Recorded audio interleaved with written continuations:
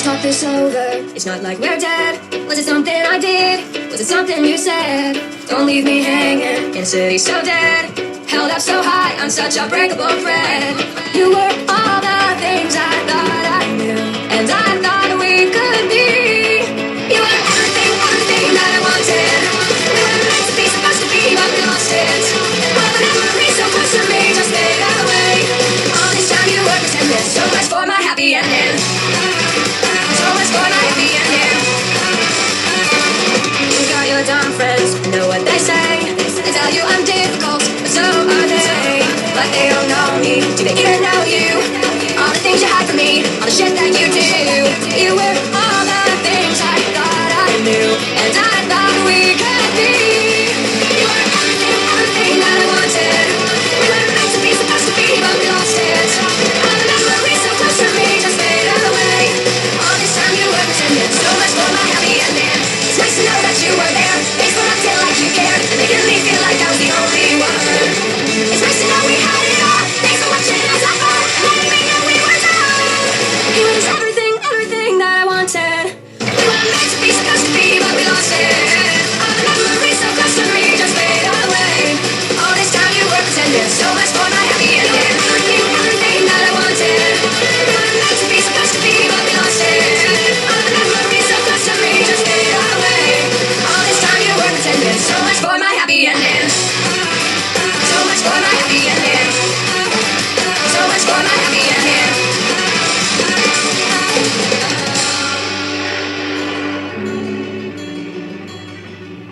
So that was My Happy Ending by Ever Loving. So the last chapter, chapter 3, actually chapter 4, Good Outfits, we found out that apparently the sister said goodbye to her younger brother going to boarding school that night. Whoops. Need to go back.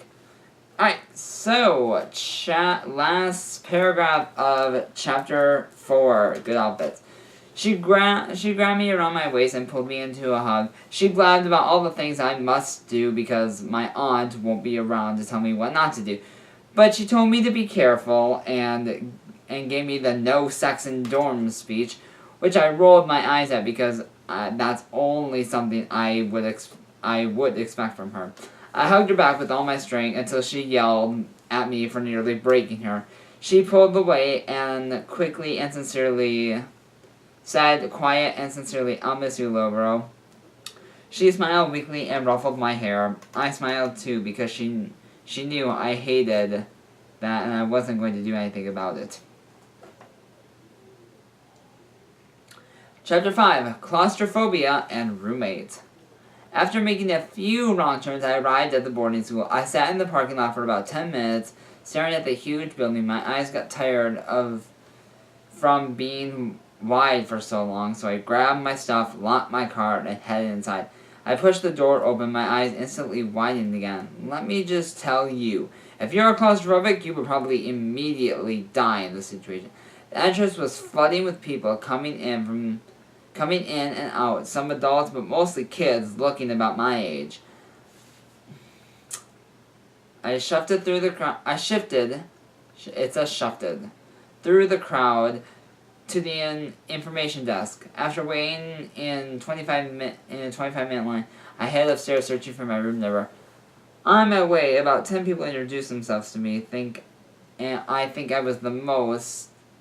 I think the most I said was, "Hi, I'm Jay," to any of them. I wasn't interested in socializing right now. I walked down the hallways on the second floor, 224, 226. I was getting closer. At least I thought I almost found my room. But then I stood frozen in the hallway when I heard something strange. Loud, blaring music was leaking out from a door in the hallway. It sounded like Kesha. I shook my head when I found out it was the room that I had party going on in it. I let out a sigh, prepare to find a mob of people dancing in my dorm. But there was only one dancer. A guy was jumping on his bed, lip-syncing, dancing around. He seemed to be running out of breath just as I came in. He caught a sight of me and leaned over to the radio on his nightstand. I didn't realize he was laughing at the horrified expression until he turned the music off. His laugh was oddly familiar. My eyes were glued to him as he closed the door behind me. I realized who it was, but he beat me to mentioning it. He strode over and we shook hands while, technically, he grabbed mine and shook it. "Hey, I remember you," with a triumphant smile across his face. Like he just won the lottery knowing who I was, but I shook my head, so I suppose we could probably say we shook hands. I opened my mouth to speak, but he started rambling about how much fun he was going to have as roommates. Convincingly, his taking continued long after enough for me to unpack everything I had. After his rambling on, he apologized for being so excited. He laughed a bit. I just kind of smiled. It's okay. What I mean was, I'm used to people out-talking me, but it's okay, because you're somewhat entertaining to listen to. He nodded, but he would give me some space that he had to check with the front desk about something anyways. After he left, I shook my head and smiled, wondering how one person could have so much energy. This was going to be a long year, but if it was going to be a long year, why was I smiling? So, who do you think this mystery person is? If I think it's anyone, I have to think it's Drake, the guy that did the closet time, apparently, with Jay. I think, yeah, his name is Jay, my bad. So, yeah.